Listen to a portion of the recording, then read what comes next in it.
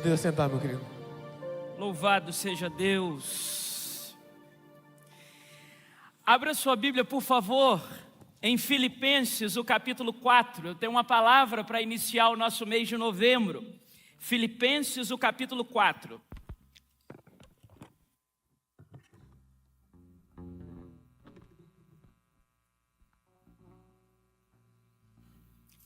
Se você notar alguém aí próximo a você sem a Bíblia, por favor, partilhe a Escritura Sagrada. Nós vamos considerar a partir do versículo 10. Essa noite, simplifique a provisão. Eu venho aqui desejar em nome de Jesus que o mês de novembro seja um mês cheio da provisão de Deus sobre a sua vida. Que coisas que até hoje, neste ano, não funcionaram, não deram certo, não foram avante, que no nome de Jesus sejam destravadas e que aconteçam, porque Deus é fiel e esse Deus fiel está aqui. Filipenses capítulo 4, a partir do versículo 10, todos nós achamos? Alegrei-me sobremaneira no Senhor, porque agora uma vez mais renovastes ao meu favor o vosso cuidado, o qual também já tinhais antes, mas vos faltava oportunidade.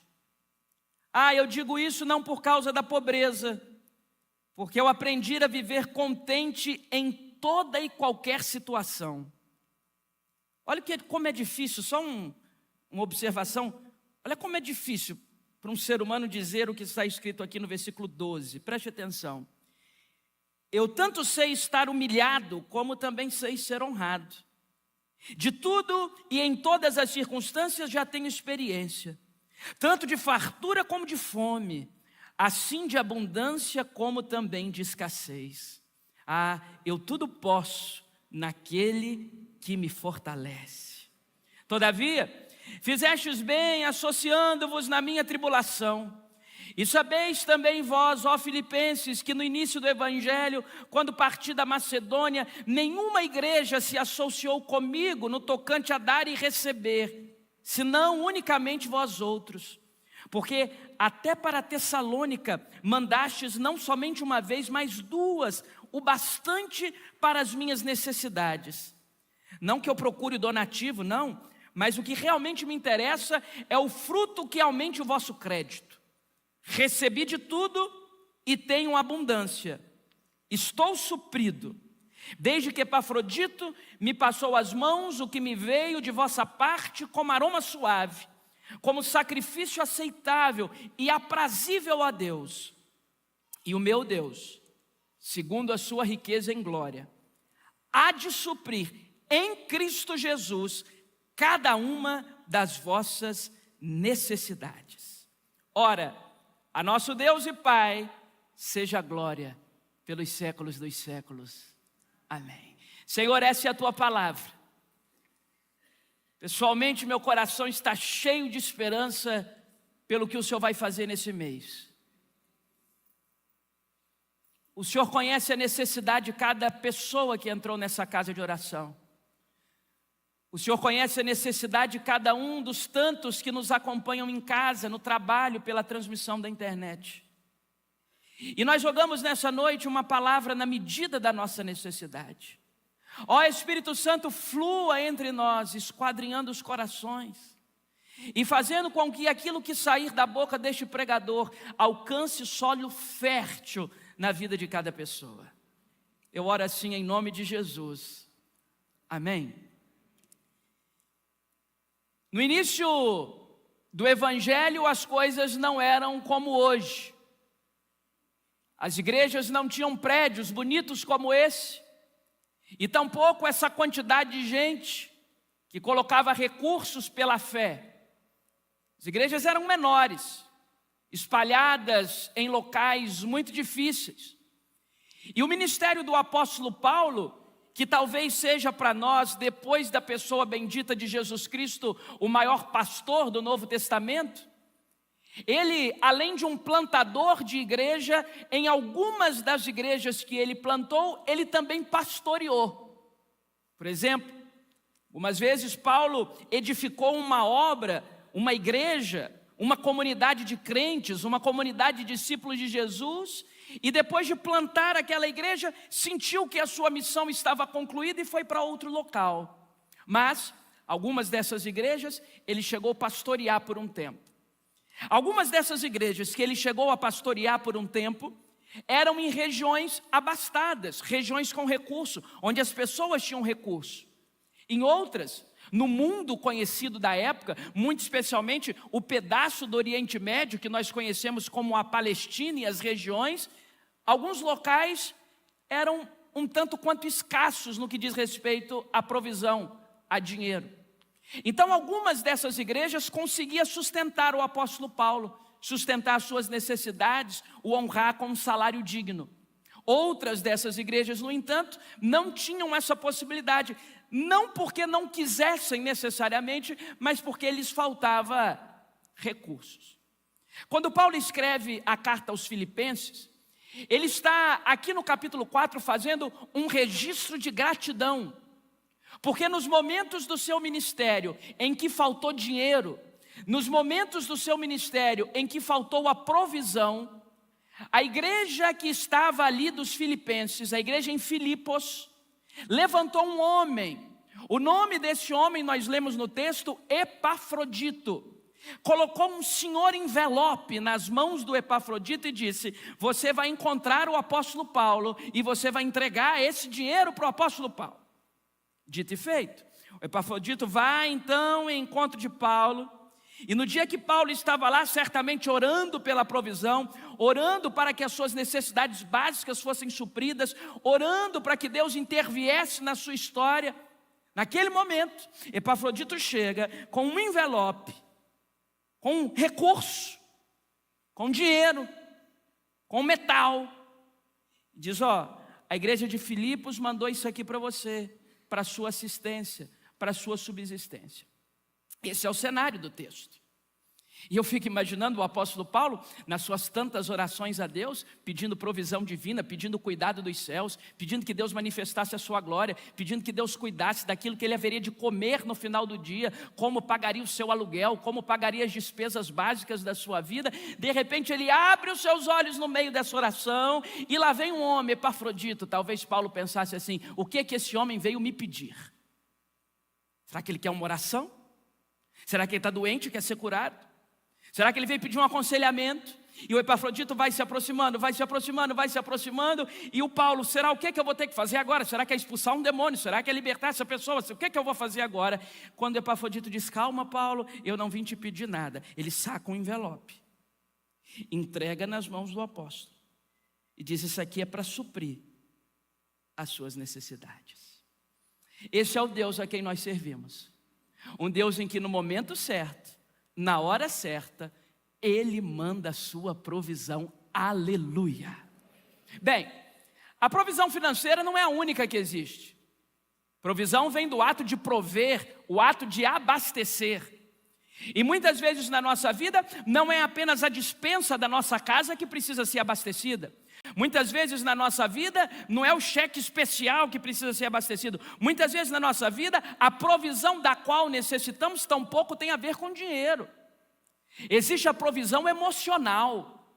Claro, pessoas que têm passado por reveses psíquicos, reveses emocionais, coisas duras, visto coisas duras, experimentado coisas ruins, e que talvez precise de uma provisão emocional. Há quem precise de provisão sentimental, relacional.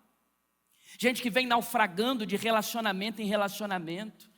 Gente que, porque foi infeliz em determinada circunstância da vida, assinou consigo mesmo um acordo de que a regra da sua vida agora, a partir de então, é a infelicidade. E porque fui infeliz uma vez, fui obstinado a ser infeliz para sempre. E porque uma situação da minha vida ruiu, eu fui obstinado a ruir para sempre. Porque um dos meus negócios não foi avante, eu fui obstinado a ser um fracassado, um quebrado, um falido. Ou porque esse ou aquele relacionamento da minha vida cotidiana não funcionou, agora o tiro da minha vida é ser um infeliz. Provisão relacional, provisão sentimental, Provisão de amigos. Tem hora que a gente está cheio de amigos, tem hora que eles somem, desaparecem. Você procura um que o possa socorrer, estão sempre ocupados, porque a vida de todo mundo está corrida mesmo. E você precisa de um ombro amigo, ele não aparece. O ato de prover é o ato de abastecer áreas sensíveis da nossa vida. E eu quero olhar para esse texto com você nessa noite e identificar como nós podemos perceber a provisão do alto, seja ela material, seja ela emocional, seja ela física, qualquer que seja a provisão. No caso de Paulo foi dinheiro, mas seja qual for a sua situação, eu quero, à luz desse texto sagrado, dar palavras de esperança, para que a gente inicie esse mês esperançoso de que Deus há de fazer grandes coisas. Em primeiro lugar, repare comigo o versículo 10. A provisão divina gera oportunidade. A provisão divina gera oportunidade. Olha o que diz o versículo 10. Eu me alegrei sobremaneira. Olha o que Paulo está dizendo. Eu estou muito feliz. Eu me alegrei sobremaneira. É uma expressão superlativa de alegria no Senhor. Porque agora, uma vez mais, renovastes ao meu favor o vosso cuidado, o qual também já tinhais antes, mas vos faltava oportunidade. Deixa eu traduzir isso aqui para você. Paulo está dizendo assim: eu estou muito feliz, porque eu sei, Filipenses, que em todos os apertos que eu já passei na vida, vocês sempre quiseram me ajudar. Em todos os apertos que eu já passei na minha história, diz o apóstolo, e não foram poucos, eu sei que nessa igreja aí, na igreja de Filipos, sempre teve um povo generoso, sempre teve um povo altruísta, sempre teve um povo preocupado com a minha vida. Mas eu sei também que das outras vezes que vocês quiseram me ajudar, não deu certo. Não tinha um Epafrodito para levar um envelope. Não tinha alguém de confiança para fazer a provisão chegar até o meu celeiro. Eu sei que vocês já quiseram. O cuidado que vocês têm comigo não é de hoje, mas faltava para vocês oportunidade. Sabe o que o apóstolo Paulo está dizendo? Que quando a mão provedora de Deus resolve colocar um alvo na sua vida, diz assim: eu vou abençoar essa pessoa, a oportunidade aparece. Esse é o ponto aqui. A oportunidade aparece quando o Deus provedor resolve: eu vou te abençoar. É simples assim. Esses dias eu conversava com um amigo meu sobre pregação, e eu ando muito otimista, sabe? A vida não é fácil não, a vida tem os seus reveses, notícias ruins nos pegam de surpresa, não está fácil para ninguém. Mas eu me recuso a ser um pessimista. E esses dias, alguém pegou um trecho de um sermão meu, que eu estava encorajando a igreja, dizendo: meus irmãos, é isso aí, glória a Deus, as coisas vão acontecer, vamos para frente, Deus é maravilhoso. Aí um amigo meu, amigo mesmo, pegou o trecho lá, eu falando para o pessoal, para vocês aqui, vai dar tudo certo, Deus é maravilhoso. Ele falou: Abdala, te acompanho aí há algum tempo, você não acha que você está incentivando demais esse pessoal, não? Eu já sabia onde ele queria chegar. Eu já sabia onde ele queria chegar. Você devia pregar mais contra o pecado? É porque ele não vem aqui, né? Pega o trecho. Fala para esse povo do pecado, do inferno. Não, eu falo. Eu falo do pecado e do inferno. Sobretudo nos cultos da manhã, por isso o pessoal às vezes prefere à noite. Pecado do inferno, aquela coisa. Eu falo. Mas você não fica preocupado, não? Eu falei: meu irmão querido, você é meu amigo, eu vou te dizer uma coisa aqui no nome do Senhor Jesus. Você quer que eu diga o que para o povo? Atenção, queridos, vai dar tudo errado. Vocês vieram aqui essa noite depositar a esperança de vocês num Deus que está oco, num Deus que encolheu a sua mão. A sua vida agora está entregue ao léu da sorte. Fica mais bonito assim, será? Perguntei para ele, já estava nervoso, altercado. É duro você ser questionado daquilo que você ganha a vida fazendo. Você está dizendo para mim agora então que eu devo ser mais duro com as pessoas? Não, não, não, eu não fujo da exortação, eu não fujo do confronto com o pecado. Não, não, não, a gente prega os pontos sensíveis no púlpito da nossa igreja. Agora você quer que eu diga o que para o povo? Acabem com as vossas esperanças, porque Deus está muito feliz em te ver um miserável. Esse não é o Deus do Evangelho. Deixa eu repetir uma coisa para você em nome de Jesus, e não tem problema se me questionarem. Deus tem o melhor para você. O Deus Pai de nosso Senhor Jesus Cristo colocou um alvo nas suas costas e disse: você é meu, eu te comprei com o meu sangue, eu sou o seu Salvador, eu sou o seu Senhor. Se tem alguém interessado em ver a sua vida fluir, se tem alguém interessado em ver a sua vida avançar, esse alguém é o Todo-Poderoso. Deus não é rival e nem destruidor dos nossos sonhos. Deus é nosso parceiro, Deus é o nosso Senhor. Deus tem felicidade na felicidade dos seus filhos. Aleluia. Preste atenção nisso, meu irmão. Quando Deus resolve mandar provisão, a oportunidade aparece. Então a minha palavra para você é de esperança, sim. Os tempos são difíceis, o mundo é mau, o mundo jaz no maligno, a coisa não está bonita por aí, o pecado está se alastrando, o negócio está uma miséria moral mesmo. Mas ei, existe uma outra verdade tão verdade quanto essa. Deus está preservando o seu remanescente, Deus está preservando o seu povo. E quando o obstinado amor de Deus resolve colocar a mão na sua cabeça, não há quem tire. Quando o Senhor resolve derramar provisão sobre a sua vida, não há laço do inferno, não há retaliação do Satanás que possa impedir o projeto de Deus e a oportunidade de você ser abençoado. Eu quero dizer para você nessa noite, em nome de Jesus, que o mês de novembro será um mês de oportunidades, porque a provisão divina gera oportunidade. Em segundo lugar, repare comigo o versículo 11. A provisão divina é supracircunstancial. Anote isso. A provisão divina é supracircunstancial, isto é, ela está acima das circunstâncias. Olha o que diz o apóstolo, verso 11. Eu digo isso não por causa da pobreza. Percebe? Paulo não está aqui numa posição de pedinte. Paulo não está aqui em senso autocomiserativo. Paulo não está dizendo assim: ai que maravilha, vocês me trouxeram esse envelope, se não fosse o envelope de vocês eu ia morrer de fome. Não, não, Paulo está dizendo aqui, ó, eu não estou dizendo isso por causa da pobreza. Eu aprendi a viver contente em qualquer circunstância. E aqui Paulo, ao estabelecer para nós que a provisão divina é supracircunstancial, ele está nos dando um gabarito de gente próspera à luz do Evangelho. Esse texto é muito conhecido, mas eu queria que você encarasse esse texto como um gabarito. Sabe quando você faz um concurso e depois você quer verificar quantas você acertou? Então para a questão 1 é a letra C, para a questão 2 é a letra D, para a questão 3 é a letra A. Esse gabarito, isto é, a correspondência das verdades, a correspondência da demanda e da solução, está escrito aqui. Paulo está nos ensinando o seguinte: quem aprende a ser contente com o que tem e onde está, receberá mais de Deus. Quem aprende a ser contente com a sua atual situação, receberá de Deus a possibilidade de mudar para melhor, é claro. Será que nós temos mesmo que ensinar para o nosso povo que Deus é mau? Que Deus é algoz? Que Deus tem prazer em ver o seu filho sofrer? Que Deus tem prazer em te ver ajoelhado no milho? Que Deus tem prazer em te ver sangrando, com as costas retalhadas? Não, não, Deus tem prazer em ver os seus filhos abençoados. Agora repare, o princípio é: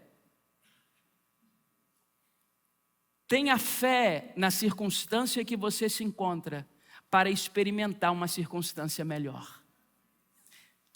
Eu provo isso para vocês no versículo 12, que é um versículo que sinceramente me emociona. Paulo está dizendo assim: eu tanto sei ser humilhado, como sei ser honrado. Eu preciso aprender isso todos os dias, irmãos.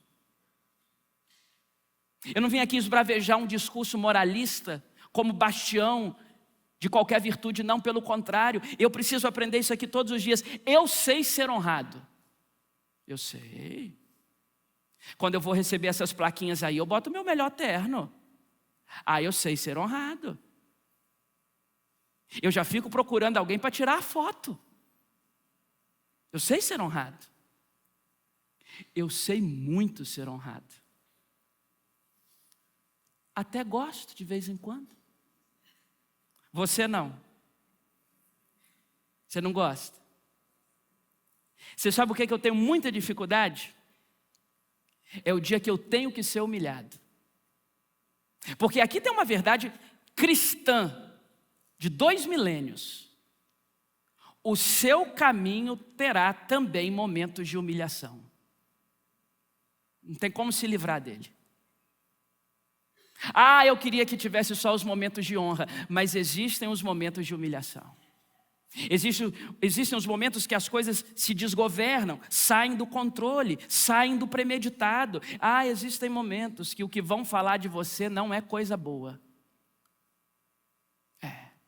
Tem o momento da quebradeira, do negócio mal feito, do vexame público, do vexame da empresa, do vexame da família, do vexame do casamento.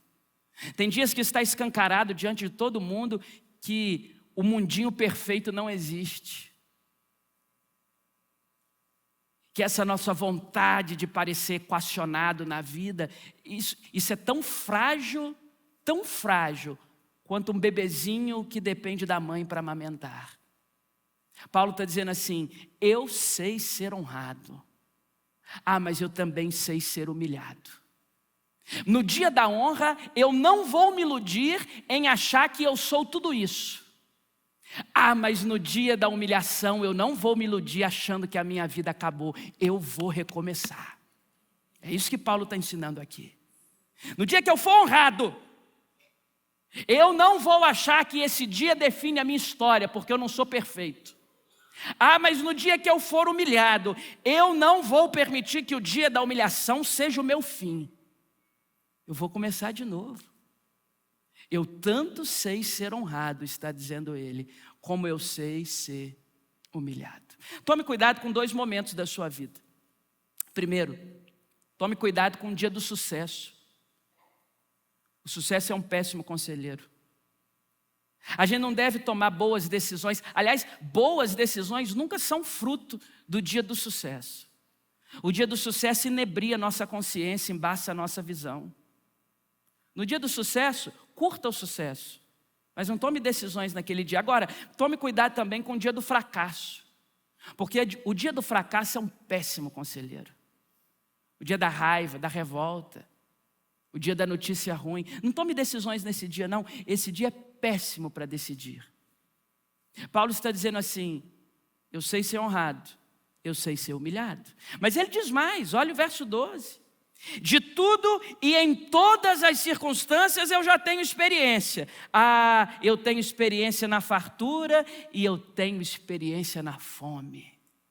Olha o que ele está dizendo. Eu sei o que é ser recebido com um banquete e eu sei o que é ser recebido a pão e água. Eu sei o que é poder escolher o restaurante que quero para fazer a minha refeição, mas eu também sei o que é contar moedas para comprar uma cartela de ovos. Eu sei, ele está dizendo. Eu sei o que é poder abrir a minha casa e receber os meus amigos e lhes oferecer um banquete.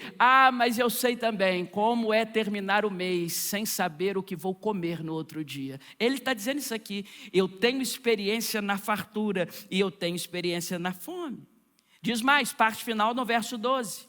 Assim, de abundância e também de escassez. Eu sei. Por quê? Porque a provisão é supracircunstancial.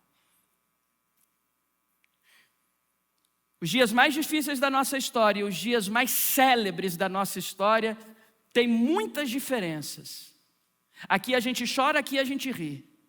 Aqui a gente quer que continue, aqui a gente quer que acabe logo. Mas esses 2 dias têm uma coisa em comum. Em ambos, Deus continua sendo o Senhor. Em ambos, Deus continua sendo Deus. Em ambos, Ele continua sendo o nosso grande provedor. a provisão é supracircunstancial. Terceiro lugar, repare comigo o versículo 13. A provisão divina tem fonte exclusiva. A provisão divina tem fonte exclusiva. Olha como ele conclui o verso 13. Aliás, Filipenses 4,13 é um dos versos mais lindos da nossa fé, do imaginário do povo evangélico. O que diz? Eu posso todas as coisas naquele que me fortalece. Quer repetir essa verdade sagrada comigo? Eu posso todas as coisas naquele que me fortalece. Aleluia! O bom de quando a gente prega o texto inteiro é que a gente consegue entender o que o texto diz. Posso todas as coisas significa humilhação e honra. Posso todas as coisas significa abundância, fartura e fome. Posso todas as coisas significa escassez e sobra. Posso todas as coisas é isso aqui. Nós interpretamos o versículo 13 à luz do versículo 12. O que isso nos garante? Que toda a fonte de provisão é o eterno. Eu estava fazendo um estudo lá em casa, na Bíblia. Esses dias eu preguei aqui na série Simplifique Mesmo sobre a murmuração. Alguém lembra do sermão sobre a murmuração? Eu preguei aqui, um dos sermões foi sobre a murmuração. E quando o povo de Israel foi liberto do Egito, eles ficaram se lembrando da comida do Egito, do tempero do Egito. E eu fui pesquisar qual era a comida do Egito. A Bíblia dá essa resposta. A comida lá do Egito era alho, cebola, pepino e melão. Isso era o que dava no Egito. Alho, cebola, pepino e melão. Quando você continua estudando a história do povo de Israel e a sua peregrinação até a terra prometida, a Bíblia também nos dá uma lista das comidas que davam na terra que mana leite e mel, isto é, na terra da promessa. E na terra da promessa, os frutos que tinham lá eram figos, romãs, uva, tâmaras e azeitona. Figos, romãs, uvas, tâmaras e azeitonas. Esses eram os frutos da terra prometida. No Egito, de onde Deus libertou o povo, diz a Bíblia, pepino, melão, cebola e alho. E lá pelas tantas, o povo que tinha à disposição essas maravilhas aqui, meu irmão amado, antes de morrer, pausa aqui no sermão, antes de morrer, você vai fazer o seguinte, você vai arrumar uma tâmara, tem um mercadinho aqui perto que vende tâmara. Você vai abrir um morango, momento Masterchef espiritual. Daqui a pouco eu volto para a seriedade aqui. Me dê 10 segundos. Você vai abrir um morango e você vai colocar um pedacinho da tâmara dentro. E você vai morder como se fosse um divino sanduíche. Quem já fez isso aqui? Deus te abençoe, pode abaixar sua mão. Deus te abençoe, pode abaixar sua mão. Aí atrás, Deus te abençoe, pode abaixar sua mão. Na galeria, Deus te abençoe, pode abaixar sua mão. É uma coisa extraordinária. Morango com tâmara. Antes de morrer, experimente isso, em nome de Jesus. Ah, pastor, mas eu não consigo. Nós vamos dar um jeito. Agora, não vá comer e morrer também, né? Espere um pouquinho depois. Mas vamos lá, volta aqui. O meu ponto com vocês é o seguinte. Sabe qual é a diferença da provisão do Egito para a provisão da terra prometida? É que a provisão do Egito era humilhante. Cebola, alho, pepino e melão tem uma coisa em comum, você precisa se abaixar para colher. Dá da terra assim, ó. Tem que abaixar para colher. O povo de Israel era tão escravizado no Egito que até para colher o que eles iam comer, eles tinham que se abaixar. Na terra prometida é diferente. Sabe por quê? Porque figo, uva, tâmara, romã, azeitona, é só você estender a mão. A provisão divina vem do alto. Toda boa dádiva e todo dom perfeito vem do alto. Ao homem nada pode ser dado se não vier do alto. Quando a provisão vem de Deus, você não precisa se agachar. Quando a provisão vem de Deus, você não precisa ser humilhado. Quando a provisão vem de Deus, você não precisa de subserviência às circunstâncias e aos credores dessa vida. Quando a provisão vem de Deus, é só você estender a mão que ela cai. Louvado seja o nome de Jesus eternamente. Portanto, em terceiro lugar, a provisão divina tem fonte exclusiva, é do alto. Que em nome de Jesus nessa noite, a mão que está no alto libere sobre nós uma bênção. E a gente não precisa nem se agachar, é só estender a mão. Está aqui, ó, na nossa altura, na árvore. Louvado seja o nome de Jesus. Mas em quarto lugar, versículo 14. A provisão divina gera engajamento. A provisão divina gera engajamento, claro. Todavia, olha o que o Paulo diz: fizestes bem associando-vos na minha tribulação. Repare essa expressão, associando-vos na minha tribulação. Sabe o que Paulo está dizendo aqui? Ei, eu não preciso de envelope seu não. Eu não preciso do seu dinheiro não. O que vocês estão fazendo por mim é muito mais do que me dar uma quantia em dinheiro, porque dinheiro acaba. Vocês estão se associando na minha tribulação. Vocês estão dizendo assim: Paulo, o seu problema é o nosso problema. Paulo, a sua dor é a nossa dor. O grande mistério da generosidade é que não precisa de dinheiro para ser generoso. Precisa ser solícito. Precisa estar na hora certa, disponível. O grande segredo da generosidade, até porque, se me permitem dizer, as pessoas mais generosas que eu já conheci na minha vida são as que menos tinham para oferecer. São as que menos tinham para oferecer. Deram de si. Não deram da sobra. Não deram do contingente. Deram de si. Isso é generosidade. Paulo está dizendo assim: estou precisando de nota de 100 não, está dizendo ele. Mas o fato de vocês terem se lembrado de mim foi um sopro da bondade de Deus. Sabe o que aquece o nosso coração? Não é Deus fazer um pix para a sua conta amanhã não. É você se lembrar hoje à noite que Ele está cuidando de você, que Ele sabe o seu nome, que Ele sabe a sua dor, que Ele sabe aonde dói, que Ele sabe a sua necessidade, que Ele conhece os seus traumas. Mais do que o resultado efetivo de uma contribuição financeira do eterno para o seu bolso, é você se lembrar que Deus está engajado com a sua vida, que Deus é parceiro dos seus propósitos, que Deus não é seu rival. Eu me lembro que na adolescência eu fui liberto de eu chamo isso de opressão religiosa. Explico, não me interprete mal. Eu não sei se você já viveu a seguinte experiência que eu passo a narrar. Você está lá fazendo a sua oração. Senhor, meu filho precisa passar na faculdade. Senhor, aquele processo na justiça. Senhor, a minha mulher. Senhor, ela está ali me cobrando aquilo e aquilo outro. Senhor, meu marido. Senhor, o meu projeto. Senhor, estou querendo viajar. Senhor, estou querendo fechar essa empresa e abrir outra. Senhor, estou querendo aquele emprego. Senhor, estou querendo trocar de emprego. Aí você vai falando para Deus. Aí no final, à luz do que Jesus fez e a gente repete, assim: todavia, Senhor, seja feita a tua vontade e não a minha. Em nome de Jesus, amém. Aí vem uma vozinha aqui: pronto, deu tudo errado. Já passou por isso? Seja verdadeiro aqui, meu irmão. Eu sei que você fez no verão passado.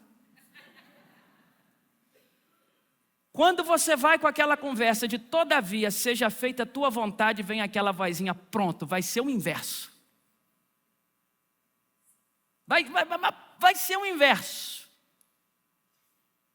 Estou pedindo a Deus para abrir um supermercado, Ele vai botar diante de mim uma farmácia.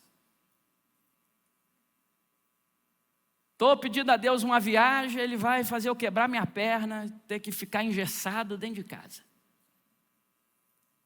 Estou pedindo a Deus um dinheiro, daqui a pouco chega uma multa do bendito do Detran. Você já viu o pastor da internet que está amaldiçoando o Detran? Mas que figura extraordinariamente cruel. Você amaldiçoa, é uma maldição. Oh, Jesus amado. Isso depõe contra o nosso time, né? Deixa eu ficar quieto, daqui a pouco ele me amaldiçoa também, vai ficar ruim. Deixa isso para lá. Aí vem uma multa, porque parece, foi internalizado em nós, que quando você fala para Deus assim, faça a tua vontade e não a minha, significa que a sua vai embora. Que Deus tem o prazer de pegar o que você quer e desmanchar. Eu não sei como, eu não sei onde, eu não sei como isso começou, mas eu sei que era assim comigo. Até que um dia nas minhas orações, Deus falou comigo, mas falou comigo. Meu filho, eu não sou o seu opositor, eu sou o seu pai. Se eu tiver que desmanchar os seus planos para colocar outros no lugar, tenha convicção de que os meus são melhores. Eu não estou fazendo isso para te testar, eu não estou fazendo isso para te matar, tampouco estou fazendo isso para te humilhar. Se no final da sua oração não sair do jeitinho que você pediu, é porque eu te amo e tenho algo melhor. Agora, pare de pensar, meu filho, que quando você no final orar, seja feita a tua vontade em nome de Jesus, amém, vai vir a vozinha e vai dizer, pronto, acabou. Acabou. Não.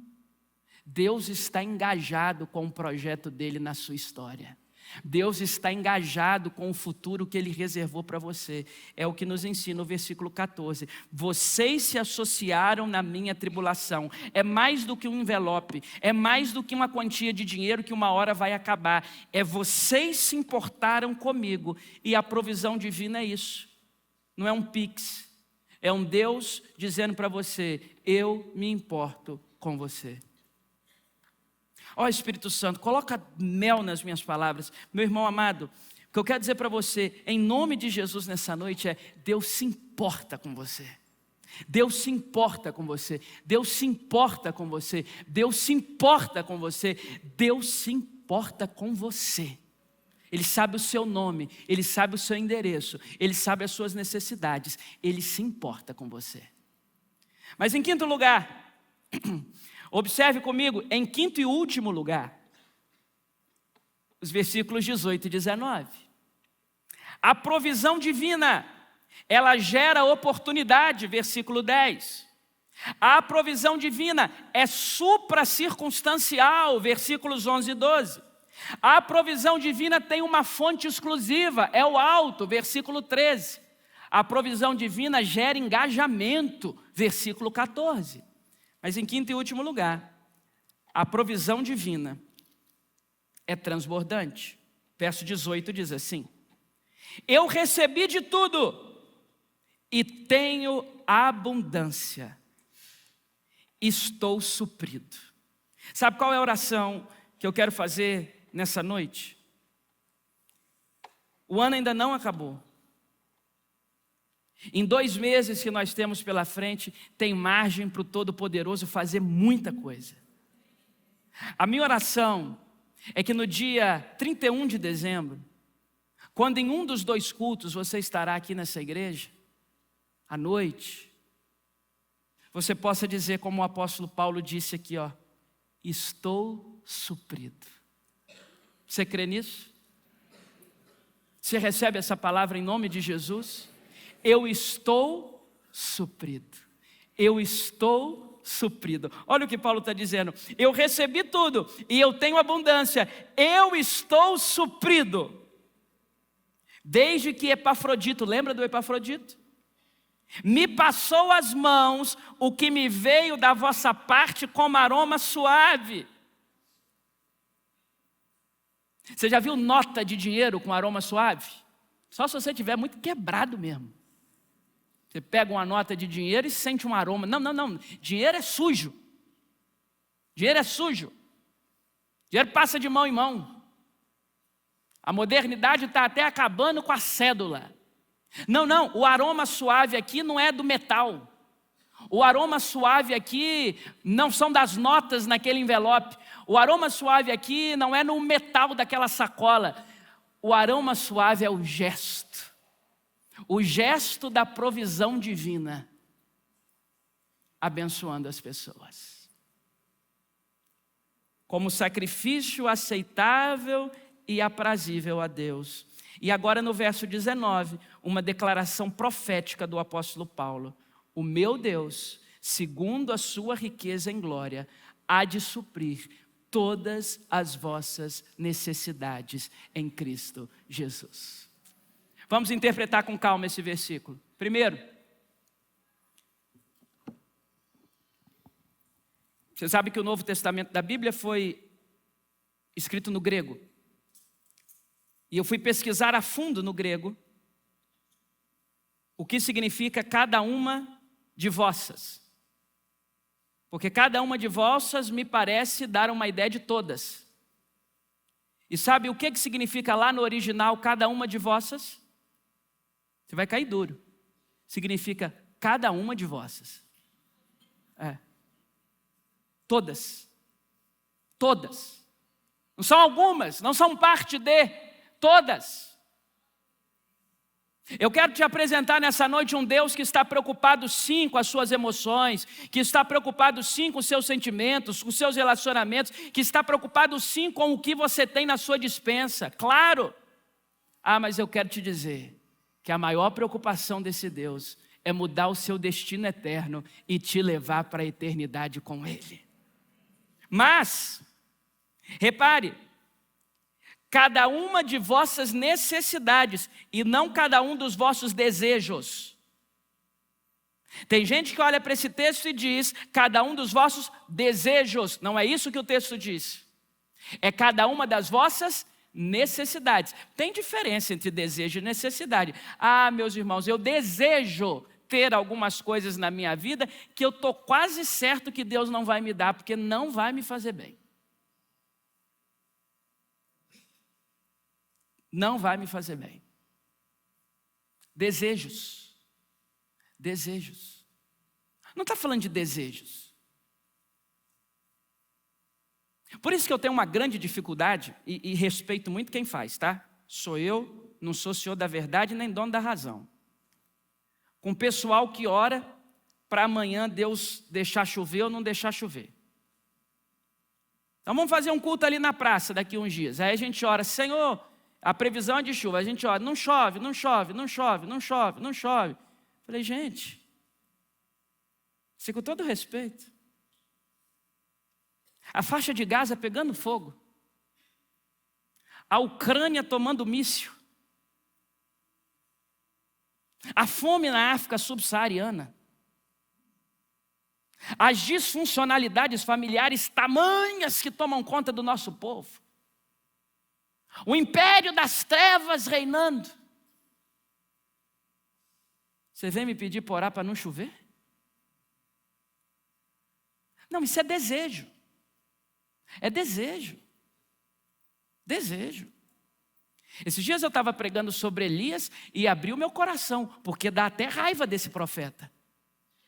Ele orou para que fogo descesse do céu, sabe o que aconteceu? Daí a pouco ele ora para chover, sabe o que acontece? Eu não sei se vocês lembram da última grande enchente que teve em Guarapari. Vou te contar, foi minha culpa. Porque eu tirei um dia de folga e falei com a Ana Paula assim, nós vamos para a praia amanhã. Aí eu olhei na previsão do tempo, ia dar sol.